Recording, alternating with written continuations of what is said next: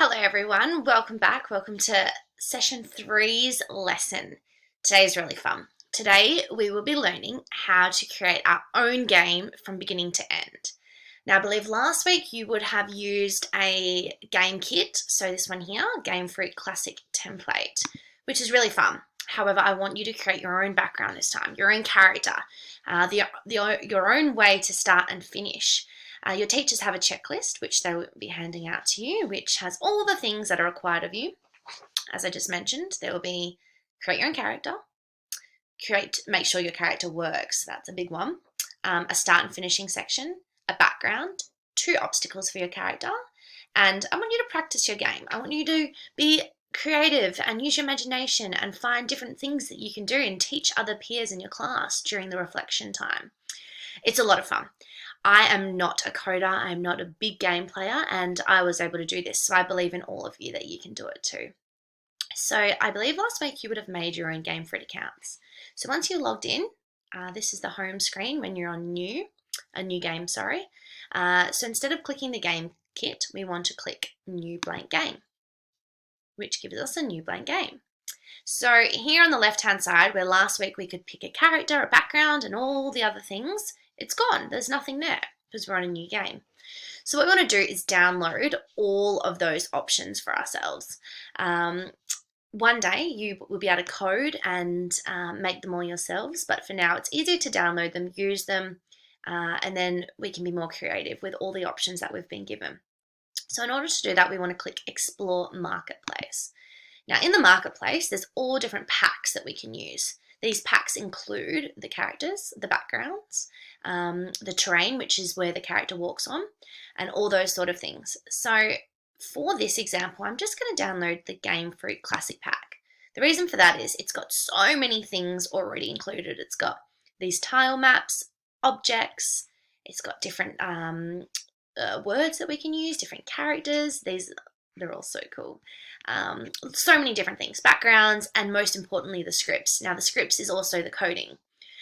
So this shows the character how to move, how to end the game, checkpoints, weapons, lives, all fun things, which you can explore a little bit later. So let's click that we want this one. So get it for free. Right now, it's downloading the pack, as you can see on the left-hand side, and then we can begin. Now, while that's downloading there, I have created a little example of what you'll be doing. So just here, I have created a little game with my own little character. It's like a little ninja man, a background. It's got a beginning spot, an end spot, a couple ways that he could die or that will interrupt his game. So he could fall here. And then over here, you'll see I've got a teleporting station, which is pretty exciting. Now let's click play and I'll show you how it works. You will see on the left-hand side, my little man, he jumps around. I'm just using my keyboard left and right for him to move, jump, and down, which will be coded in that other pack that I was just showing you.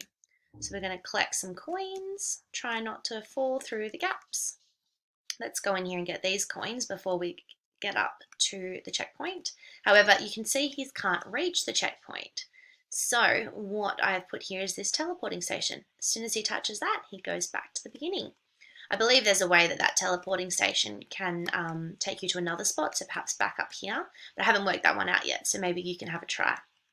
So we'll collect that line. Oh no, I fell off. Let's go back. So much fun. So we'll jump back up. Hopefully I don't fall off this one. Jump. And the end. And it says game over. Thanks for playing. You can make yours a little bit more exciting than what I've written here. Anyways, this is what you'll be doing over the next lesson. So we'll go back here. And as I've shown you, you've downloaded all of these things now. So first of all, let's just make a background nice and easy. Pop the background on your screen. The next thing is we want to create the terrain, which is what your character walks on. We could do a moving tile, but I'll let you guys play with that one. That's fun. So the terrain brushes. And if I try and put them onto the background, it will not work. It comes up here, tiles must be placed on tile map layers. So last week you would have learned about the layers. So you just come over to this side, click layers, tile map layer, and all these little grids come up. Now we want to make this a little bit smaller so we've got more room to move. So I've just used this button and this button here. So now I can go back. Let's give some bricks. Now I'm going to create a starting point for my player. Some steps for my player. Obviously yours will be a little bit more thoughtful than this one. It's not very creative, but there we go. And maybe he has to step up here. And then I'll move across a little bit.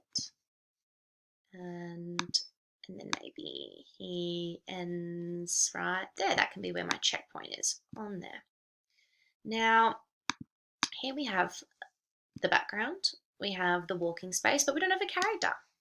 Now, as I said, I want you to be making your own characters. However, if we use the player that is already there, oh, that didn't work. I've put him on the wrong layer. You can see he's really small. He should be this big. So we'll use this eraser and get rid of him. Let's create a new layer and we will call it character. Then we will place our player there. So if we were to click play right now, our little player should be able to move. There we go. Very easy obstacle there for him, but there's no checkpoint. So at the moment there's no end to this game, but I'll teach you how to do that. So we will just close the game for now, but I just wanted to show you how it worked. So we're going to remove him because we don't want him. Oh, but before I remove him, just take note of that green little shape there. Comes in handy a little bit later. So we'll erase him. We want to create a character at the top here. Now, I'm not going to go into much detail because I don't want to waste your time. So I'll just, let's just give him, he really doesn't need a hat. What am I doing? Let's just give him, it's so much fun playing around with this. We'll give him some little robot legs. It's a little robot baby. And we will save our character and we will put him on to our game. So to do that, he will load into miscellaneous here. Make sure we're on our character layer, click him and pop him on.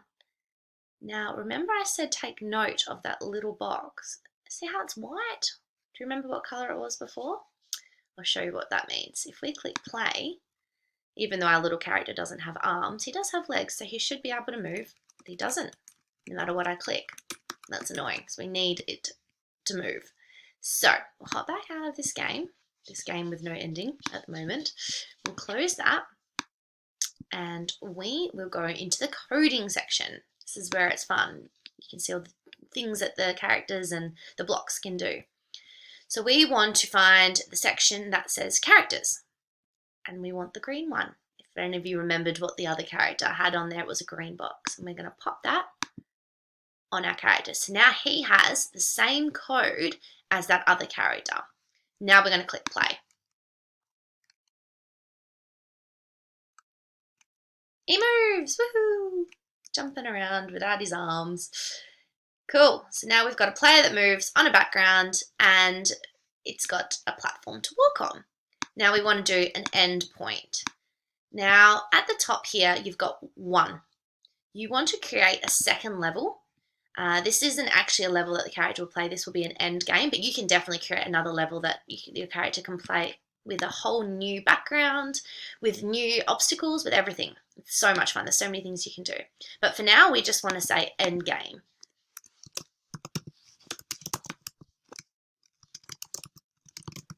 There we go.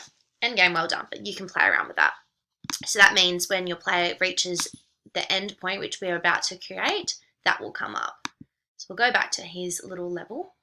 We want to do a checkpoint. Where is the checkpoint? Down here somewhere. Did anybody see checkpoint? Am I blind? Endpoint, not checkpoint. Endpoint. So where should we put the endpoint? Maybe up here? All right, we'll put it there.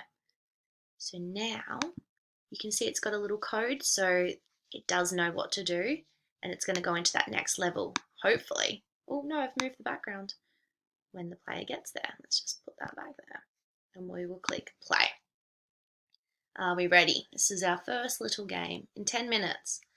So we're going to jump, jump, jump, jump, jump, jump, all the way, and hopefully when we hit that, we're finished. End game. Well done. So that is a very simple game that you can create in 10 minutes. However, I want yours to be a lot more exciting than that. Your teacher will give you the amount of time that you've got, and have fun, because next week you will have challenges from your teacher with things that you must include in your game. But for now, enjoy, and good luck at gaming. Thank you.